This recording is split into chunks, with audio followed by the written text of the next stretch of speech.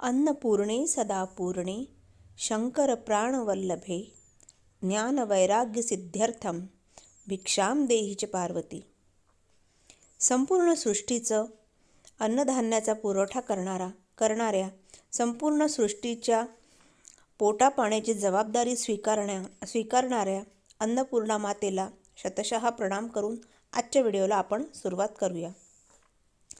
तर मार्गशीर्ष पौर्णिमा म्हणजे अन्नपूर्णा मातेची जयंती। या दिवशी अन्नपूर्णा मातेची उत्पत्ती झाली होती। आता ती उत्पत्ती कशी झाली होती आणि त्याचप्रमाणे अन्नपूर्णा मातेकडून भगवान शिवशंकरांनी भिक्षा का घेतली होती, अन्नपूर्णा मातेच्या जयंतीचे किंवा जर तुमच्या घरी अन्नपूर्णा मातेची मूर्ती असेल तर त्याचे पूजन कसे करावे, आपल्या घरी कोणत्या ठिकाणी ते पूजन करावे, आणखी काय काय त्यामध्ये गोष्टी समाविष्ट कराव्या, या संपूर्ण गोष्टींची माहिती देणारा हा व्हिडिओ आहे। त्यामुळे तुमच्याकडे अन्नपूर्णा माता असेल तर तुम्ही नक्की हा शेवटपर्यंत व्हिडिओ बघा। नमस्कार सगळ्यांना, श्री स्वामी समर्थ। तर आजच्या व्हिडिओमध्ये आपण बघून घेऊया सर्वप्रथम की अन्नपूर्णा मातेचं पूजन कसं करायचं आणि अन्नपूर्णा जयंती कशी साजरी करायची। मी तुम्हाला अगदी थोडक्यात सांगणार आहे, म्हणजे फक्त 5 ते 10 मिनिटांमध्ये हे पूजन होणार आहे। कारण आपल्या सर्व गृहिणींना सगळ्यांच्या मागे कामाचा व्याप असतो आणि प्रत्येक सणवार आणि प्रत्येक पूजन अगदी असं करणं म्हणलं शक्य होत नाही। पण तुम्ही थोडक्यात का होईना हे पूजन अशा प्रकारे अवश्य करा आणि आपल्या घरी जी अन्नपूर्णा माता आहे त्यांचं आपण काहीतरी देणं लागतो, कारण की त्यांनी आपल्या अन्नधान्याची संपूर्ण जबाबदारी पेललेली आहे। त्यामुळे त्यांच्यासाठी 10 मिनिटाचं 15 मिनिटाचं हे पूजन अवश्य करा। आणि हे पूजन आपल्याला आपल्या गॅसच्या ओट्यावर करायचं आहे किंवा ज्या ठिकाणी आपल्या घरी अन्न शिजतं, ज्या ठिकाणी अन्न निर्मिती होते त्या ठिकाणी आपल्याला हे पूजन करायचं आहे। बघा, अशा प्रकारे गॅसचा ओटा आधी स्वच्छ धुवून घ्यायचा, स्वच्छ केलेला आहे, कारण की आपल्याला पूजा मांडणी करायची म्हटल्यावर आवश्यक ती शुचिर्भूतता त्या ठिकाणी असायला हवी। आणि पूजन करून झाल्यानंतर मी एक पाट मांडलेला आहे छोटासा आणि त्याखाली रांगोळी काढून त्यावर एक वस्त्र अंथरलेलं आहे। गणपती म्हणून विड्याची स्थापना केलेली आहे। आणि आता बघा, अशा एका आपल्याला वाटीला हळदी कुंकू अक्षता लावून घ्यायचं आहे। याचं कारण असं की हे आपण आसन तयार करतो आहे अन्नपूर्णा मातेसाठी, आणि अन्नपूर्णा माता ही समृद्धीची कारक आहे आणि हळदी कुंकू आपल्याला त्यांना अर्पित करून त्यांना प्रसन्न करायचे आहेत। अशा एका वाटीमध्ये किंवा छोट्या प्लेटमध्ये आपल्याला तांदळाची रास करायची आहे आणि यासाठी तुम्ही छान मोठी वाटी वापरा। जास्तीत जास्त तांदूळ वापरले तर जास्त चांगलं आहे। आणि ह्या तांदळाचा नंतर आपल्याला प्रसादच करायचा आहे। तर अशा प्रकारे वाटीमध्ये तांदूळ घेऊन यामध्ये आपल्याला माता अन्नपूर्णेची, जी आपण देव्हाऱ्यामध्ये अन्नपूर्णा मातेची मूर्ती ठेवलेली आहे, त्याची आपल्याला प्रतिष्ठापना करायची आहे किंवा स्थापना करायची आहे। पण स्थापना करण्याआधी आपल्याला गणपती बाप्पांचं पूजन करून घ्यायचं आहे। गणपती बाप्पांचा जो मान सन्मान आहे तो करून घ्यायचा आहे आणि त्यानंतर आपल्याला अन्नपूर्णा मातेचा छान शुद्ध पाण्याने आणि पंचामृताने आपल्याला अभिषेक करायचा आहे। बघा, वाटीवर मी तांदळाची रास आणि हळदी कुंकू अर्पण केलेलं आहे।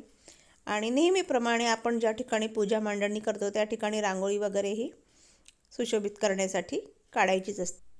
भगवान शंकरांचा विवाह महामाता पार्वतींसोबत झाला आणि भगवान शंकरांनी मातेला कैलासावर राहण्याची विनवणी केली, परंतु पार्वती मातेला कैलासावर राहणे मान्य नव्हते, कारण ते त्यांच्या पित्याचे घर होते। त्यांचे पिता हिमालय पर्वत, आणि त्यामुळे त्यांना आपल्या वडिलांच्या घरी राहण्याचे मान्य नव्हते। म्हणून भगवान शिवशंकरांनी त्यांना काशी नगरीमध्ये त्यांची राहण्याची व्यवस्था केली। म्हणूनच आपण पवित्र क्षेत्र काशीला भगवान शिवशंकर आणि शंभू महादेवांचं राहण्याचं ठिकाण असं म्हणतो। आणि असं म्हणतात की आजही काशी नगरीमध्ये भगवान शंकर आणि माता पार्वती सदैव विराजमान किंवा सदैव त्यांचं अस्तित्व तेथे असते। अन्नपूर्णा मातेचं मूळ वास्तव्य ठिकाण हे काशीमध्येच आहे. काशीमध्ये त्यांचं मूळ पुरातन मंदिर आहे. एका आख्यायिकेनुसार संपूर्ण पृथ्वी तलावर अन्नधान्याचा तुटवडा निर्माण झाला होता. लोक अन्न पाण्या वाचून हैराण त्रस्त झाले होते आणि संपूर्ण सजीव सृष्टी नष्ट होण्याच्या मार्गामध्ये आली होती. त्यावेळेस भगवान विष्णूंजवळ व ब्रह्मदेवांजवळ सर्व देव आणि साधू संत जमा झाले आणि त्यांनी या समस्येतून मार्ग काढण्यासाठी भगवान विष्णू व ब्रह्मदेवांना प्रार्थना केली. या सगळ्यांना घेऊन ब्रह्मदेव व विष्णू भगवान शिवशंकरांकडे कैलासावर गेले. त्यावेळेस भगवान शिवशंकर व माता पार्वती प्रत्यक्ष परिस्थिती पाहण्यासाठी गेले असता सर्व सजीव सृष्टीचे असे झालेले हाल पाहून माता पार्वतीला गहिवरून आले आणि त्यांनी अन्नपूर्णा मातेचे रूप धारण केले. आणि आता प्रश्न पडला की भगवान शिवशंकरांनी अन्नपूर्णा मातेकडून भिक्षा का घेतली? तर दोघांमध्ये ठरलं की पार्वती मातेने अन्नपूर्णा मातेचं रूप घ्यायचं आणि एका भिक्षापात्रामध्ये भगवान शिवशंकरांनी पार्वती माता म्हणजेच अन्नपूर्णा मातेकडून भिक्षा ग्रहण करायची एका भिक्षापात्रामध्ये आणि ते संपूर्ण भिक्षापात्र त्यांनी पृथ्वी तलावर संपूर्ण सृष्टीमध्ये त्यांनी त्याचं वाटप करायचं. आणि याच प्रकारे आणि हीच व्यवस्था संपूर्ण सजीव सृष्टीच्या बाबतीत सुरू आहे. म्हणजे अन्नपूर्णा माता हे भगवान शिवशंकरांना अन्न पुरवण्यासाठी त्यांना दान देतात त्यांच्या भिक्षापात्रामध्ये आणि त्यांच्याद्वारे हे संपूर्ण सजीव सृष्टीमध्ये त्याचं दान अन्न पाण्याचा पुरवठा होत असतो. तर अशा प्रकारे आपण अन्नपूर्णा मातेचा दुधाने व पंचामृत दुधाने आणि शुद्ध पाण्याने आपण त्यांचा अभिषेक करून घेतलेला आहे. तुम्ही या ठिकाणी अन्नपूर्णा मातेचं स्तोत्रसुद्धा पठण करू शकता.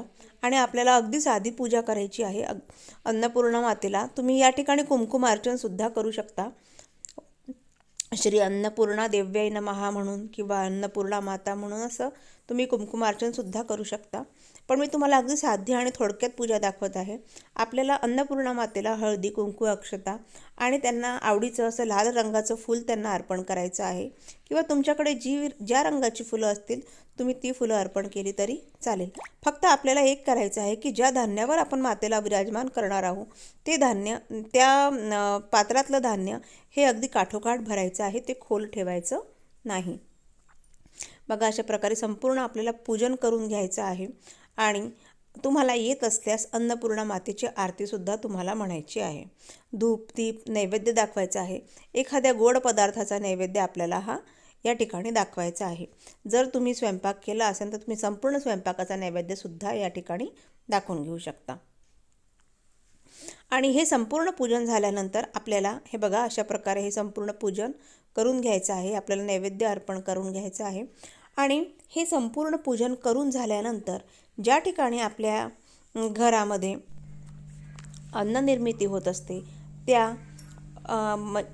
त्या चुलीची, म्हणजे आपण आता चूल कोणी वापरत नाही, आपण गॅसची, ते सुद्धा एक अन्नपूर्णा मातेचं प्रतीक असल्यामुळे याची आपल्याला मार्गशीर्ष पौर्णिमा म्हणजे अन्नपूर्णा जयंतीच्या दिवशी आवर्जून पूजा करायची आहे. जर तुमच्याकडे अन्नपूर्णा मातेची मूर्ती नसेल तर तुम्ही या दिवशी याची प्रतिष्ठापना करण्यास हा अतिशय उत्तम काळ मानावा आणि तुम्ही या दिवशी अन्नपूर्णा मातेला आपल्या घरी घेऊन त्यांची स्थापना जरूर करा. आणि आपल्या देव्हाऱ्यामध्ये जे आवश्यक देव आहेत त्या देवांमध्ये अन्नपूर्णा मातेचं वास्तव्य आपल्या घरामध्ये असणं अतिशय आवश्यक आहे. अशा प्रकारे अन्नपूर्णेचं रूप असलेलं हे गॅसचं सुद्धा आपल्याला पूजन करायचं आहे.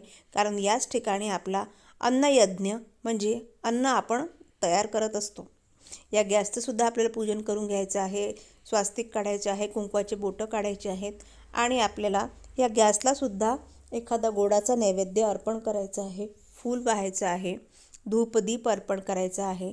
आणि आपल्याला ज्या ठिकाणी आपण आता गॅसच्या ठिकाणी आपण स्वयंपाक करतो त्या ठिकाणी आवर्जून आपल्याला रांगोळीने म्हणा किंवा तांदळाच्या पिठाने म्हणा किंवा तुम्ही जर चॉकनी लिहत असाल तर तुम्ही चॉकनीसुद्धा लिहिलं तरी चालेल. आपल्याला आवर्जून अन्नपूर्णा मातेचं नाव त्या ठिकाणी हे लिहायचंच आहे. आता तुम्हाला व्हिडिओमध्ये दिसेल त्या प्रकारे आपल्याला अन्नपूर्णा मातेचा मंत्र किंवा अन्नपूर्णेचं नाव लिहून त्याचं सुद्धा पूजन आपल्याला करायचं आहे. अगदी अशी साधी सोपी 5 ते 10 मिनिटात होणारी पूजा मी तुमच्यापर्यंत थोडक्यात शेअर केलेलं आहे. बघा, तुम्ही हे पूजन दिवसासुद्धा सकाळी उठल्याबरोबर करायचं आहे, किंवा जर सकाळी तुमच्या मागे कामाचा व्याप असेल, तुमची लहान मुलं शाळेत जाण्याची गडबड घाई असेल, डबा करण्याची घाई असेल, तर तुम्ही हे पूजन आरामात तुमचे सगळे कामं झाल्यानंतर दुपारीसुद्धा करू शकता. पण नक्की हे आवर्जून मार्गशीर्ष पौर्णिमेला अन्नपूर्णा मातेचं पूजन अशा प्रकारे जरूर करा. कारण आता बघा, हे जे आपण लायटर आहे याचंसुद्धा आपल्याला पूजन करून घ्यायचं आहे. कारण अग्निनिर्मिती म्हणजे अन्न निर्मितीच्या ह्या यज्ञाची सुरुवात या लायटरच्या मार्फत अग्नी निर्माण होत असते. त्यामुळे आपल्याला याचंसुद्धा पूजन करून घ्यायचं आहे. मैत्रिणींनो, आपल्या कुटुंबामध्ये सगळ्यात महत्त्वाचं कार्य हे स्वयंपाक निर्मितीचं असतं, किंवा अन्न निर्मितीचं असतं, किंवा हा जो यज्ञ आहे ही एक माता करत असते. आणि ती आपल्या संपूर्ण घराचं अन्नामार्फत किंवा त्यांना खाऊ घालून त्यांचं पोट भरण्याची कृती करून त्यांचं पालनपोषण करत असते. आणि त्यामुळे अन्नपूर्णा मातेचं पूजन हे आपल्या घरी वर्षातून एकदा या प्रकारे का होईना व्हायलाच हवे. तर बघा, अशा प्रकारे आता मी इथे ओट्यावर अन्नपूर्णा मातेचं नाव लिहून घेऊन त्यांची पावलं इथे काढून घेणार आहे आणि त्याचंसुद्धा पूजन करून घेणार आहे. मला सगळ्यांना एक कळकळीची विनंती करायची आहे आणि नम्र विनंती पण करायची आहे की तुम्ही सगळ्यांनी या मार्गशीर्ष पौर्णिमेला 10 मिनिटाचा वेळ काढून तुम्ही हे पूजन जरूर करा.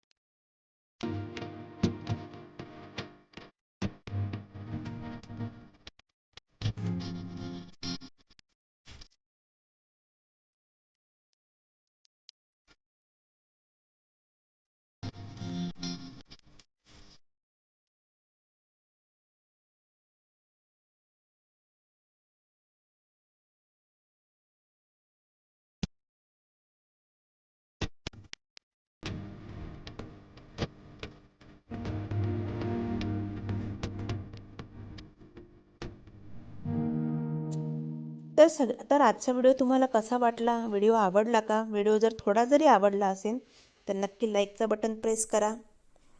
चॅनलवर पहिल्यांदा असेल तर चॅनलला सबस्क्राईब केल्याशिवाय राहू नका. आणि सगळ्यात महत्त्वाचं म्हणजे येणाऱ्या मार्गशीर्ष पौर्णिमेला म्हणजे 7 डिसेंबरला मार्गशीर्ष पौर्णिमा पण आहे, त्याच दिवशी दत्त जयंती पण आहे. तर तुम्ही हे अशा प्रकारे आपल्या घरी अन्नपूर्णा मातेचं, आपल्या गॅसचं किंवा चुलीचं अवश्य पूजन करा. तर पुन्हा भेटूया अशाच एका छानशा अध्यात्म पूर्ण माहितीमध्ये. तोपर्यंत सगळ्यांना श्री स्वामी समर्थ. श्री स्वामी समर्थ. जय जय स्वामी समर्थ. श्री स्वामी समर्थ. जय जय स्वामी समर्थ.